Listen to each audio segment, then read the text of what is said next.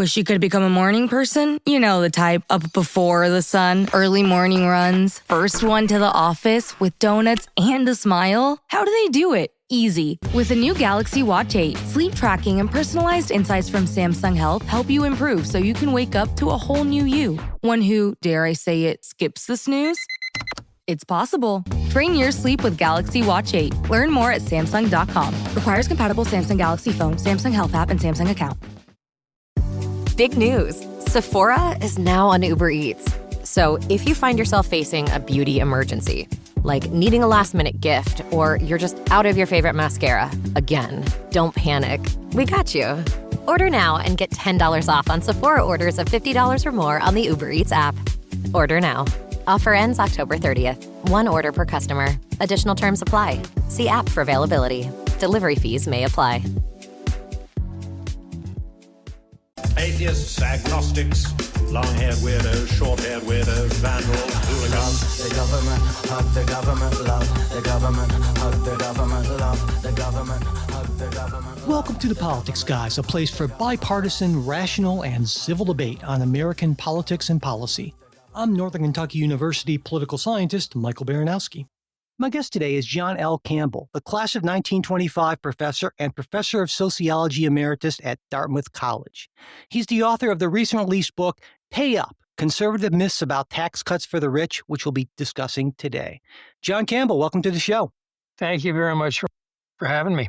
I want to start with something at the very beginning. You call conservative arguments for tax cuts a fraud perpetrated on the American public. And I wanted to ask you about that because fraud, of course, is a loaded term. It sort of goes to intent. And so why fraud as opposed to saying something like, well, it's a incorrect or mistaken economic philosophy? Good question. And in fact, this is an argument that has been discredited for many, many. And most famously, George H.W. Bush, when he was running for office, referred to stuff as voodoo economics. Right. But even before that, when he was vice president, when Ronald Reagan was president, Reagan's director of the Office of Management and Budget, David Stockman, was quoted in, I believe it was in The Atlantic, about why tax cuts, why they were so obsessed with tax cuts. And his explanation was remarkably honest. And he said, look, we don't really think that tax cuts are going to increase government revenues, which was the claim that was being made at the time in the supply side world. Yeah. He said, in fact, we think that tax cuts will increase the deficit and therefore will give us some ammunition for cutting welfare programs. Right. So in fact, there was intent. It was a deceptive move on the Reagan administration's part to attack the welfare state. So, yeah, I believe in that sense it was a fraud. And subsequently, a wide range of economists have called this stuff nonsense, including Alan Greenspan, George Stigler, Herbert Stein. And in Kansas, famously, when Sam Brownback was the governor, they did what he called an experiment in supply-side economics, where they dramatically cut back taxes, and shortly thereafter, their deficits went through the roof, and a Republican legislature had to reimpose some of those very same taxes. So the experiment was a complete and utter disaster. So fraud, yeah, I think that's not too strong of a term in this case. Now, I think some folks would say, well, what about the Laffer curve? Now, if you've been following politics as long as you or I have, we know what that is. But maybe you could explain what it is and why it became such a big deal in conservative circles, really to this day. Well, the Laffer curve, in a nutshell, basically says if you cut taxes, it will produce so much investment that the economy will grow so much that over the long term, and they never say what long term really is, but over the long term, the revenues that will be lost initially as a result of those tax cuts will eventually rebound and actually exceed what those original revenue losses were. So cut taxes, revenues will increase, we'll be able to spend on whatever we want, and life will be happy forever after. It's pretty simple stuff. Why it comes about, why it's so so amenable to so many people, so believable to so many people. It's got, and has for a long time, had big money behind it politically. Conservative organizations, dark money, the Koch brothers, the Cato Institute, the Heritage Foundation have been pushing this line for decades. And if you keep saying something long enough, people will eventually start to believe this stuff. And I should say that the book is built around these myths, the key myths about taxes, that they're too high, they hurt growth, they encourage waste, they're unfair, and they threaten freedom. And we're going to get to all of those. But before we really get into the meat and potatoes there, I want to go back a little bit to history, specifically these neoliberalism. You discussed this in the book. And so maybe you could talk about what neoliberalism means to you. And do you see that move in the GOP as more of an a true intellectual shift, or kind of just savvy political marketing? Yeah, also a great question. And the answer in a nutshell is it's both. Okay. Although historically specific. I mean, neoliberalism is essentially the argument that if you cut taxes, if you cut government spending, and you reduce government regulation, there will be more investment, the economy will boom, and the Laffer curve kicks in, basically. Now, initially, this emerged from an intellectual movement around the middle of the 20th century, organized around an organization called the Mount Pelerin Society, which was a group of conservative economists, philosophers, and other intellectuals that were basically searching for an intellectual path between Soviet-style communism and Roosevelt-style Keynesianism, both of which they thought was anathema because it involved too much government regulation, too much interference into the economy. So intellectually, it starts in the mid-20th century, but then it eventually moves to a political marketing strategy pioneered most successfully by Ronald Reagan in the 1970s and 1980s as a remedy for the stagflation crisis, the oil crisis, where both unemployment rates were rising, the economy was in the tank, and inflation was rising too, which was a new phenomenon for which conventional economists, didn't really have a good answer at that time. So it provided an opening, the stagflation crisis provided an opening for people to move in with neoliberal arguments, the Laffer curve, and the rest of it. And I recall very early in my sort of politically conscious life, I suppose, 1988, George Bush, running for president, famously says, "Read my lips, no new taxes." And of course, he just even more famously maybe ended up breaking that promise in 1990. How big of a deal was that? How much of an impact did that have on Republicans particularly? I think it was huge. He made that claim, he broke that promise, and then he lost the election for a second term to Bill Clinton. And ever since, Republicans have said it's all about cutting taxes. None of them have said we need to raise taxes. Now, Democrats, of course, would disagree with that, but it was an enormous groundswell kind of a shift in political rhetoric from the GOP side. Yeah. And in the book, one of the things you do, you present a lot of data, a lot of convincing data as far as I'm concerned, certainly. And one of those things you look at is the effect, or who tax cuts help and hurt. And you present data showing both the Bush and the Trump tax cuts disproportionately help the wealthy. And to me, that's just, there's no discussion about that. It's very clear. And to me, as a person on the left, I say, well, that seems unfair. But I know a lot of my friends on the right would say, well, wait a second. Tax cuts should disproportionately go to the wealthy because the wealthy pay a disproportionate share of taxes in the first place. I mean, according to USA Facts, the top 5% of earners pay around 60% of income tax, and the top 10, nearly 3/4 of all income tax revenue. And so I'm sure you've heard this argument. What do you think about it? Well, it's true. The numbers that you present are true, but I would point out two things. First of all, this does not mean that people on the lower end of the income spectrum don't pay taxes. They do.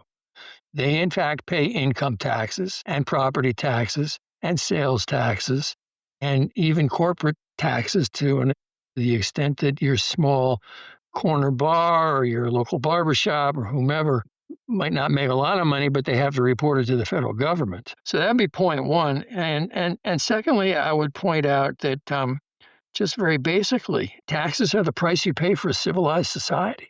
Somebody has to pay those taxes. Somebody has to pay taxes to, pay for defense, to keep the roads free of potholes and all the rest of it. The right complains about this. We'll probably get to this later in the conversation.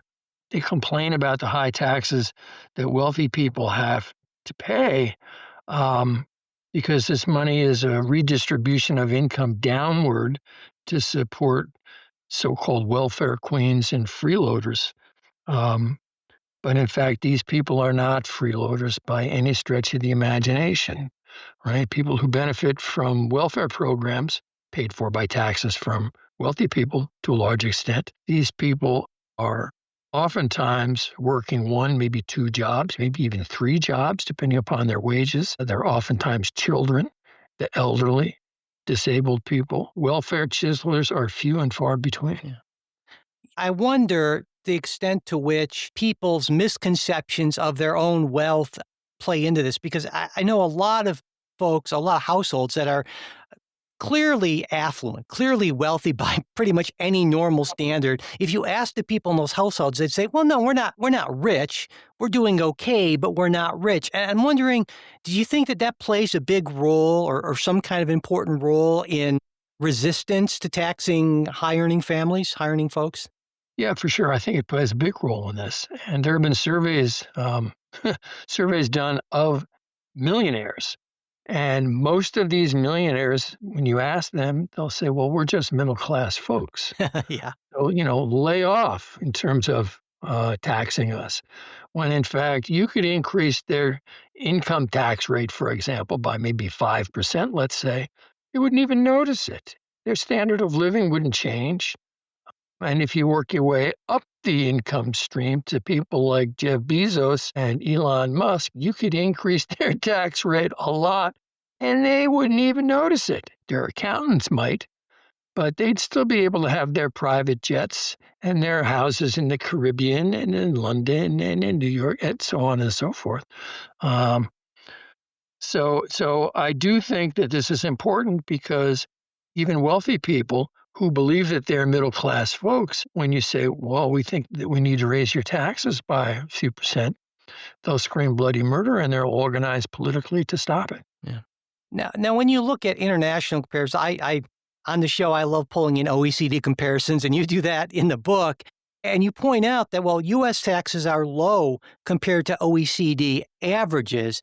But it occurred to me that, well, in those averages, they basically give like small countries, like something like Iceland, the same weight as big countries with a lot of people like Germany. And so I'm wondering, can we do those comparisons accurately when we're factoring in that sort of thing?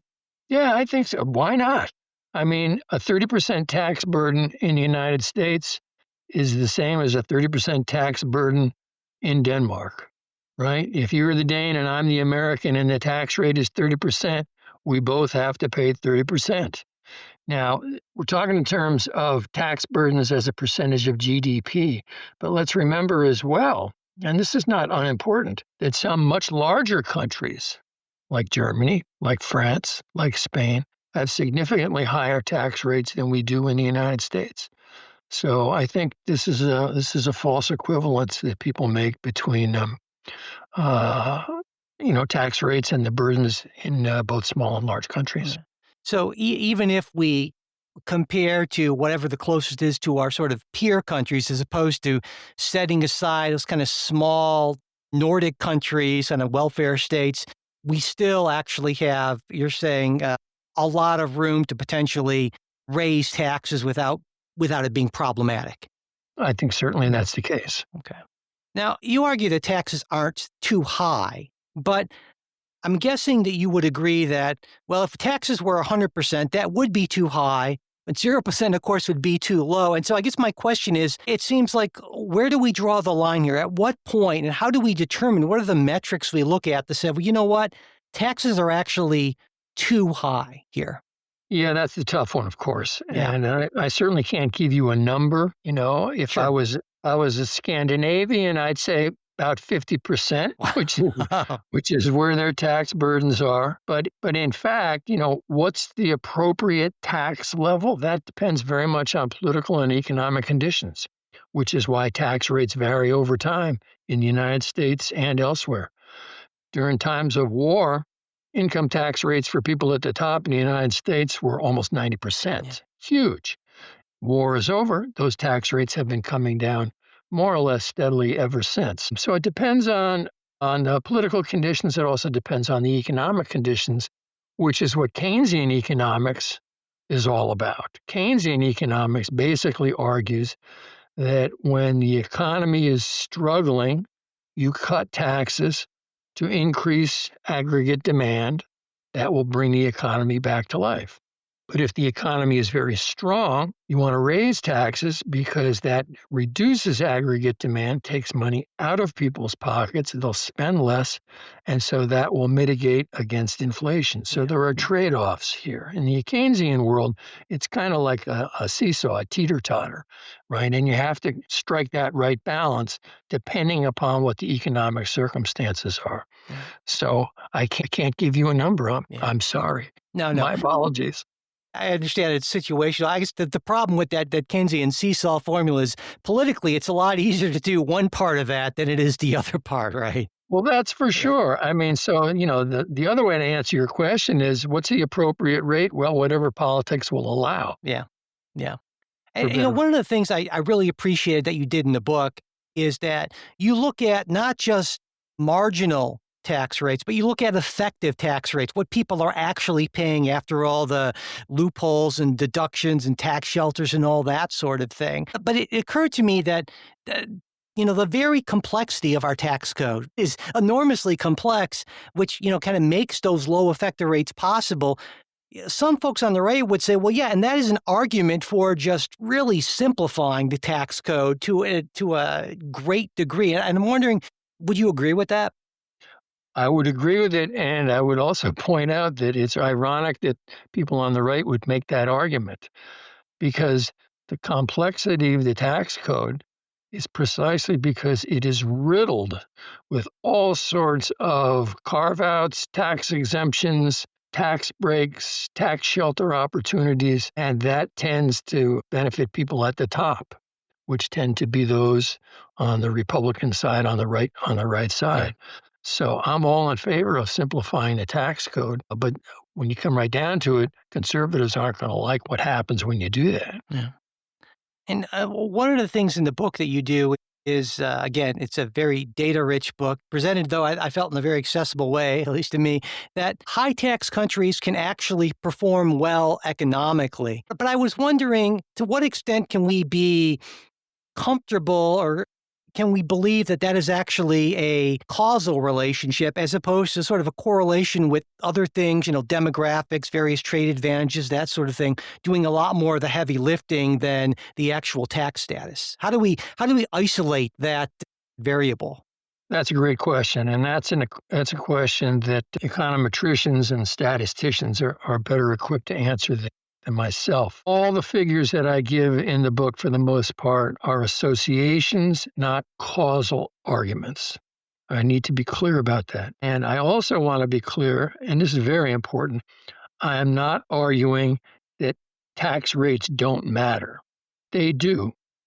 But they are not the be-all and end-all as conservatives would have you believe. Mm-hmm. So if you want to talk about the things that influence productivity rates or wages or any kind of economic performance variable, there are a whole host of things that affect that. Taxes are part of it, but not necessarily a very big part of it. There was a great book written several years ago by an economist at Princeton by the name of Nathan Jensen, and he did an analysis of foreign direct investment.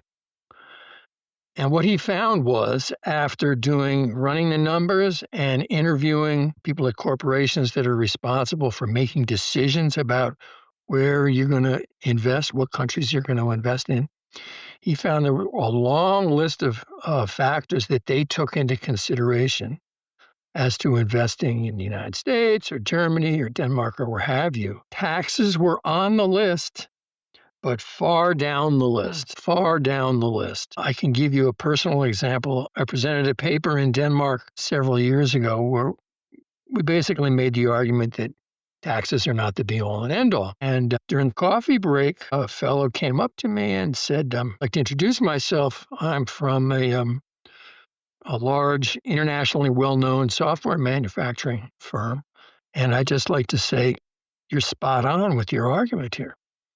And I said, oh, really? And he said, yeah, in fact, we have just decided, my company has decided to put its headquarters in Copenhagen, Denmark, which has one of the highest tax rates in the world. And I said, oh, that's interesting. Why? And he said, well, because we need to hire people to live in Copenhagen to help run the firm.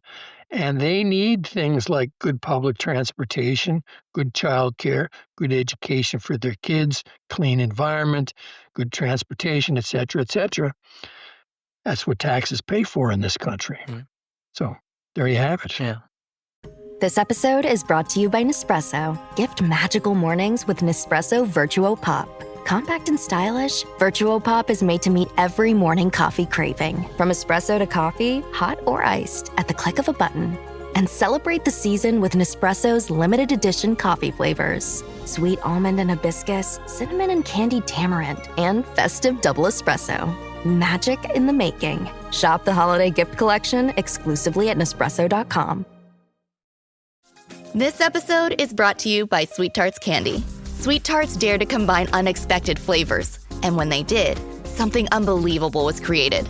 Sweet Tarts Ropes, the perfect combination of sweet and tart flavors in a soft and chewy rope. Sweet Tarts Ropes aren't just the candy you grab when you want a little treat. They're the candy you deserve. Sweet Tarts, dare to combine. Visit sweettartscandy.com to shop now. And, one of the other things you mentioned or you point out in the book is that productivity and wages have stagnated despite repeated tax cuts from Republican administrations mostly. And of course, the argument is that, well, when you tax cuts, it's supposed to unleash the sort of investment and productivity and that sort of thing. And I think that certainly to a lot of us on the left, that's a compelling argument. But then I think, well, what about things like globalization, automation, union decline? It seems to me that they're probably much more important drivers of wage stagnation and productivity declines than maybe something like tax policy, or at least. Yeah, well, that's basically the argument again, right? Many things affect economic performance.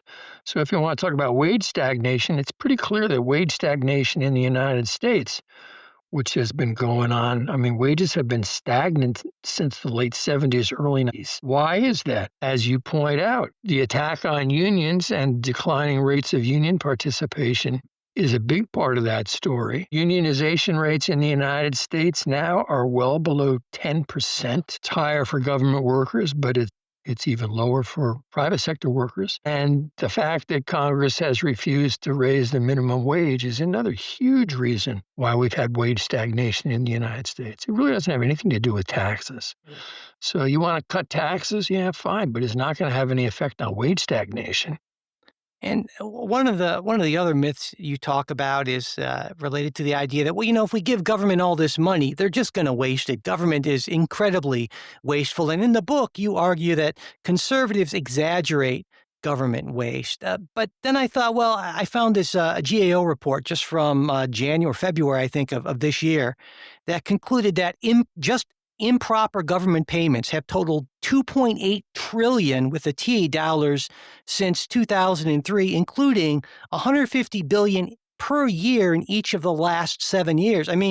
That seems like an awful lot of waste to me. Well, a couple things here. First of all, what exactly does that report mean when it says improper? I don't know. Is that waste or I don't know. Okay. But setting that aside, you're right. Nobody's going to argue that there's no waste in the federal government. And you're right, $150 billion a year is a lot of money, for sure. But I would also point out that the federal budget in 2023, 2024 somewhere in the neighborhood of $6.5 trillion. That's trillion with a T. And so, okay, let's say it's true. $150 billion a year in waste. That's about 2% of the budget. I would argue that you and me and most other people in these United States probably fritter away 2% of our annual budgets. And I would say corporations do the same thing on things like retreats for the executives at swanky golf clubs and so forth. Yeah. So, yeah, there's plenty of waste. I would not argue that the private sector is necessarily more frugal and efficient in how they spend their money. And there you have it. Well, I think the conservative kind of argument would be, sure, private industry, private businesses waste money too, but the big difference is competition, because competition forces a certain amount of discipline, whereas if you just have government without any competition, there's no natural break on that waste. And do you think that's an important distinction? Well, I think it's wrong. Okay. I think it's wrong. I think there's plenty of waste in the market. And the reason for that is that while markets in some cases do discipline people to be efficient with their spending and so forth, there are also plenty of perverse incentives in the market. So, for example, what about the Enron scandal?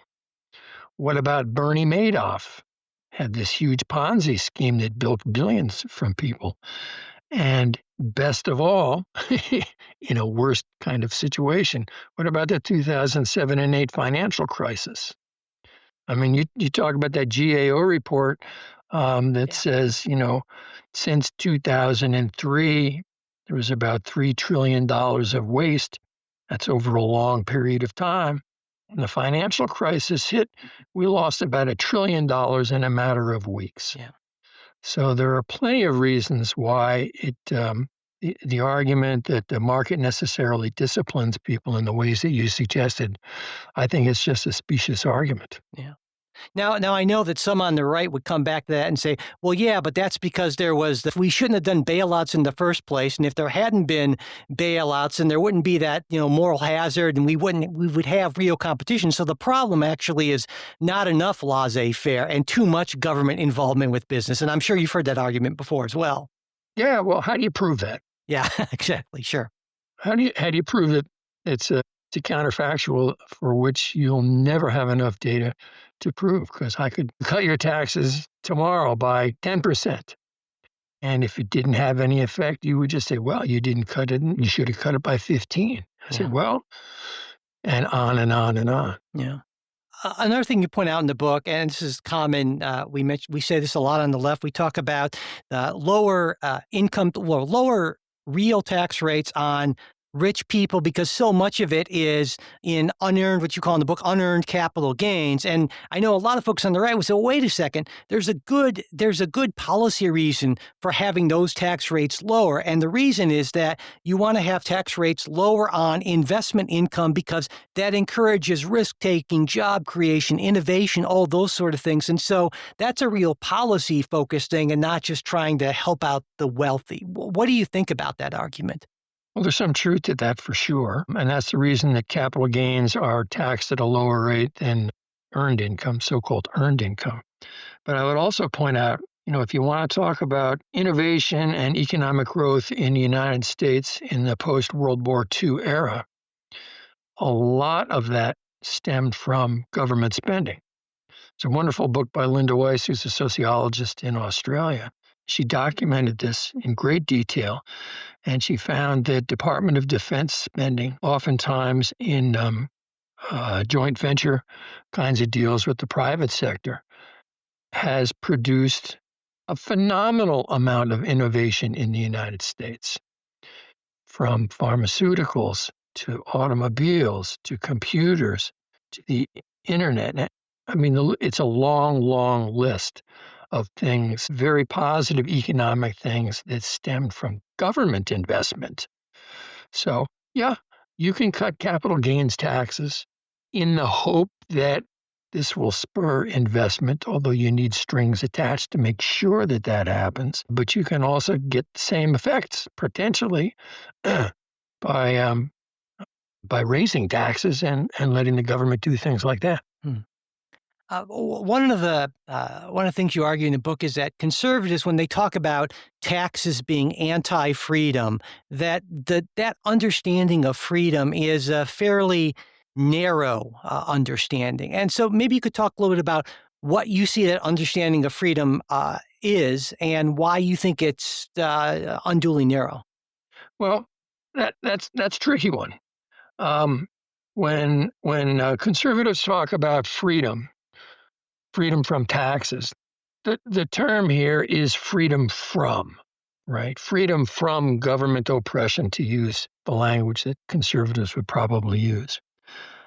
That's fine, and it's certainly the case that the more you tax, the less freedom from government oppression people will have. They'll have more money in their pocket to spend as they see fit. Freedom from. On the other hand, we can also talk about something called freedom to, that is freedom to do as you see fit. And this is where the problem lies. The problem is that the conservatives argue that if you increase my freedom from taxation oppression, life will be good, things will be good, because I'll do what I'm supposed to do with that money, spend it in productive ways, and so on and so forth. Problem is, it may restrict people's freedom to do very beneficial things. I mean, if you think about this in terms of cutting taxes across the board for people in different income categories. Let's say we cut taxes for everybody, income taxes, by 5%. As I said before, people like Jeff Bezos, Elon Musk, they're not even going to notice that it happened, right? They have more freedom from, but they still have complete and utter freedom to do as they see fit. They can go on trips, they can buy houses, they can do whatever. You get that same 5% tax cut to a middle-class family, and again, it improves their freedom from, and it might benefit them a little bit in terms of freedom to do the things that they want to do. They might be able to get a new car, they might be able to put a new roof on their house, they might be able to pay for their kids' college education, what have you. But think about what that 5% tax cut is going to do for people at the bottom. First of all, in terms of the income payback, it's going to be in the hundreds of dollars, not the thousands. It's going to be tiny, right? More importantly, that tax cut is going to necessarily, unless you want to spend deficit, run up the deficits, that tax cut is going to effectively reduce a lot of the public programs, government programs, that those people at the bottom depend upon. School lunches, healthcare, perhaps mortgage assistance or rent assistance, and so on and so forth. And so the tax cut that is going to be beneficial for people at the top in terms of increasing their freedom to do as they want is going to have the opposite effect for people at the bottom. It's going to restrict their ability to do what they want and to do what they need to do. They might not be able to send their kid to college, right? They might not be able to only work one job so that they can stay home and take care of one of their aging parents, and so forth. This question of freedom is very dicey and very complex, far more complex than the conservatives tend to admit. Now, another argument is that one of the problems with higher taxes and giving more money to government isn't that they waste it necessarily, though they might, but that in creating really generous social programs, what we're actually creating is a culture of dependency, and that's exactly the direction we don't want to be moving in. And so this actually ends up in the long run hurting the most vulnerable people. What do you think about that argument? Well, there is some truth to the fact that there are some people who have become dependent on welfare programs. No doubt about that. But it's a small number. It's a small percentage. And as I said before, why is that? Well, it's because the overwhelming amount of money that comes from various government welfare programs goes to people who are already working, but they just can't make enough money to make ends meet. So they qualify for Medicaid, for example. It goes to children. in terms of the SNAP program, in terms of other subsidies for agriculture that go to food banks and so forth. A lot of money, Social Security. It's a huge government welfare program, so to speak. Everybody's paid into it. You get back when you retire. Disabled people qualify for Medicaid and so forth. So dependency, small numbers, people that need the money that are not dependent upon it for reasons having to do with their motivation. They're lazy, they don't want to work, what have you. No, absolutely not the case. And so you mentioned Medicaid. So what do you think about programs that some states have put into place that have work requirements and various other sort of reporting requirements to try to, at least ostensibly, to try to provide the aid without actually fostering that sort of dependency? Yeah, well, there are a lot of states that are trying to make that move. It reminds me of the Clinton administration when they implemented the TANF program, Temporary Assistance for Needy Families, which, to quote Bill Clinton, replaced welfare as we knew it at the time. To an extent, it worked, but it worked when the economy was strong and there were jobs to be had, right? So it very much, the effectiveness of that kind of a move, work requirements in exchange for Medicaid benefits, works if there are employment opportunities available. That said, everybody, in my opinion, everybody should be entitled to decent health care, right? It shouldn't be a privilege. It should be a right. And in fact, if you look at some of the Scandinavian countries, the way they have gone about implementing work requirements, they have done so to a certain extent, but they've also provided facilities and infrastructure to help people find the jobs that they're supposed to find in order to receive benefits. So they'll have job training programs, they'll have job search programs, unemployment offices, and so forth, that are far more effective than what you will find in the United States. Yeah. And so you would argue, it sounds like there's not nearly enough of a government-funded infrastructure to sort of help people find these employment opportunities then. For sure. But you also, just to reiterate, it only works if you've got an economy where there are jobs to be had. Yeah. Right. And it also dodges the question. So what do you do if you have to stay home to take care of your elderly parent or your disabled child?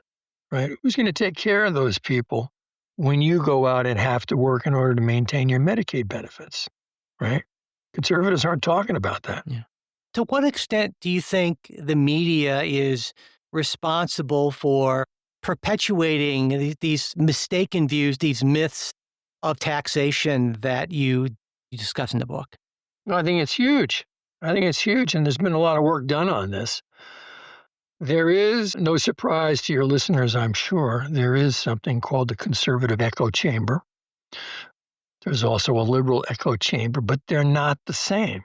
On the conservative side, we're talking about Fox News, Breitbart, certain right-wing broadcasts on podcasts, social media platforms, and so forth. And they continue to tout over and over again the Laffer curve model, all the things that we've been talking about, the neoliberal programs. But here's the difference.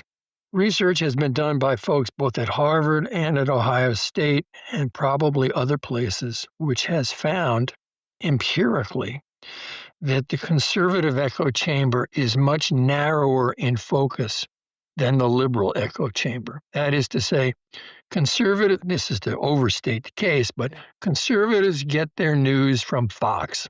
That's it. Liberals might watch Fox, but they'll watch CNN. They might watch ABC or NBC.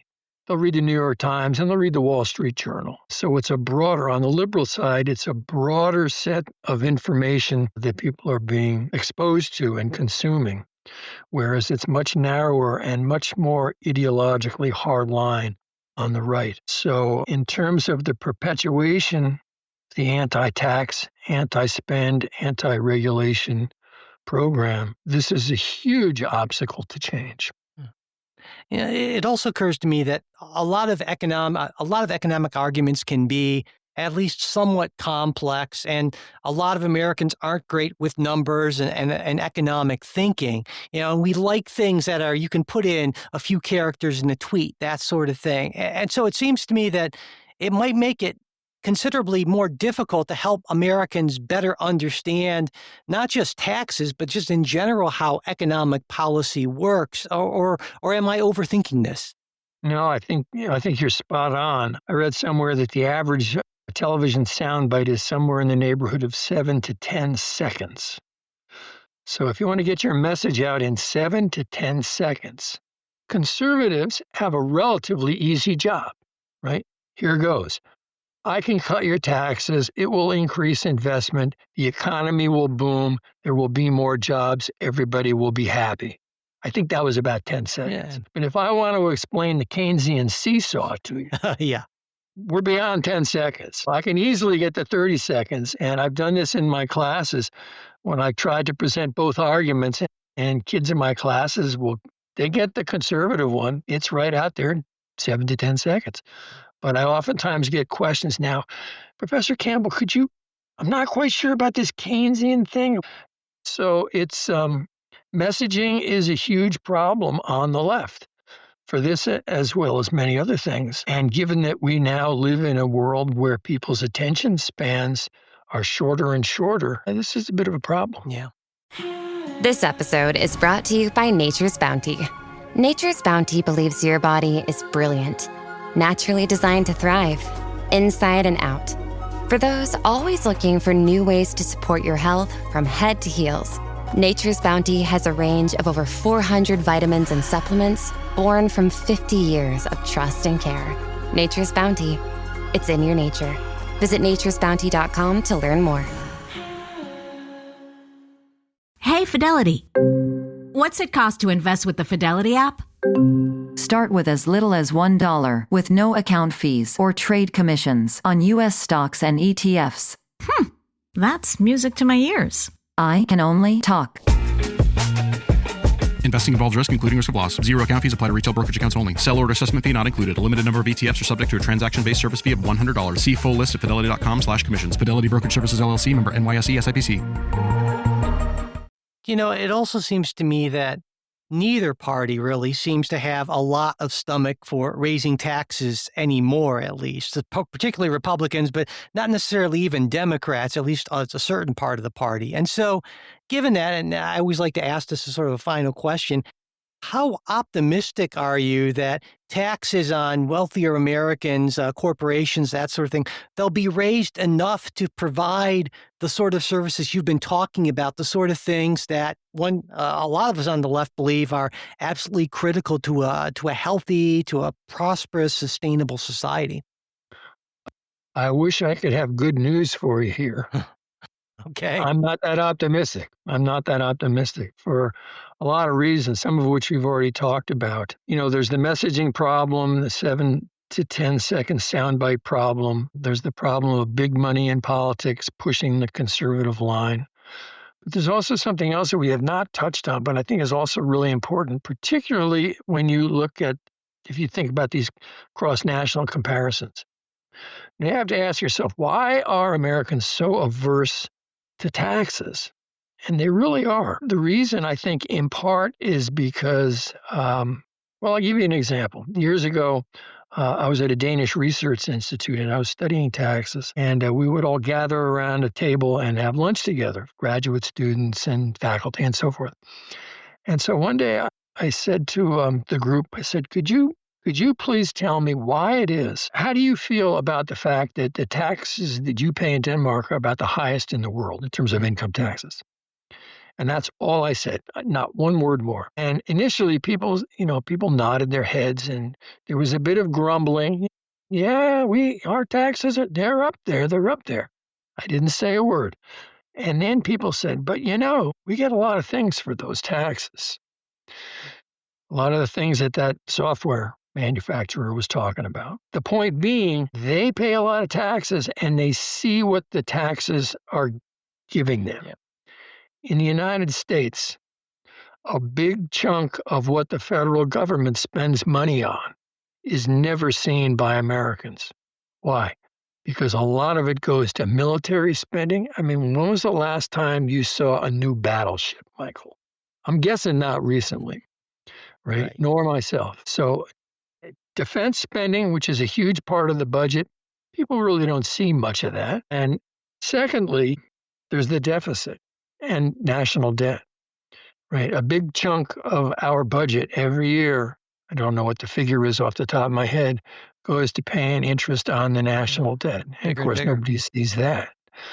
So people, it's just no surprise that people say, well, what are these tax dollars going for anyway? Well, they're going for stuff that you don't see. And that's part of the problem. That's part of the reason that I'm not particularly optimistic about, government raising taxes, particularly on wealthy folks in the near future. Right. Well, all right. On that, unfortunately, not too optimistic note, we will close. But like I said, it was a fascinating book. Again, Pay Up, Conservative Myths About Tax Cuts for the Rich. And John Campbell, thank you so much for taking the time to talk with me today. Michael, it was my pleasure. Thanks very much for having me. Thanks for listening to this Politics Guys interview. If you have a question or comment for us, we'd love to hear from you. You can reach us at mail@politicsguys.com. If you're not already a supporter of the show, we hope you'll consider becoming one. Supporters get ad-free versions of everything we release, our full-length midweek episode instead of just a preview, and access to our Politics Guys Discord group. It's a fun place with a great bunch of people. You can support us on Patreon, where you can even sign up for a free trial. And if Patreon isn't your thing, or you're a current supporter and want to give us a little extra one-shot contribution, you can support us on PayPal and Venmo too. You'll find links to all our support options at politicsguys.com/support and in the show notes.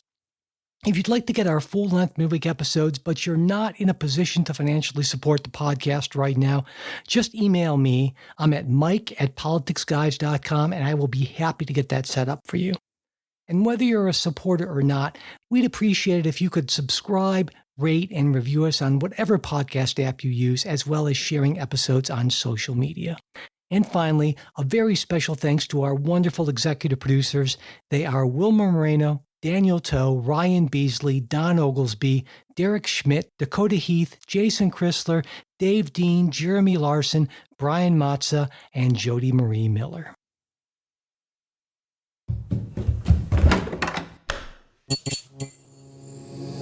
This podcast is part of the Democracy Group,